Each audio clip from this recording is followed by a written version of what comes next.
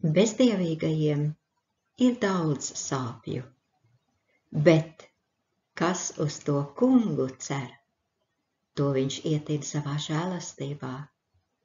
Priecājieties par to kungu, jūs taisnie, un gavilējiet visi, kam ir skaidra sirds.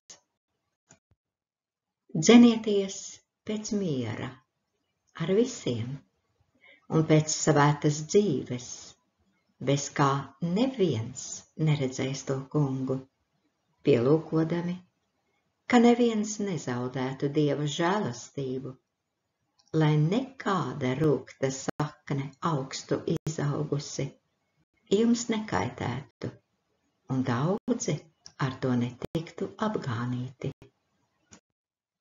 Bet kad atspīdēja Dieva, mūsu glābēja, laipnība un mīlestība uz cilvēkiem, viņš mūs izglāba.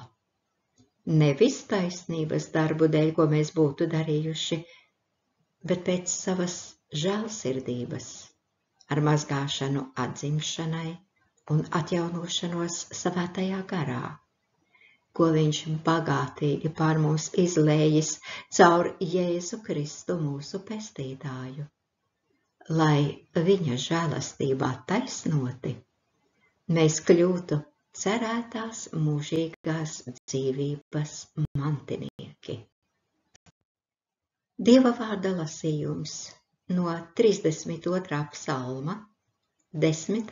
11. pants, no vēstules ebrejiem, 12. nodaļas, 14. 15. pants, un no vēstules Titam, 3. nodaļa, no 4.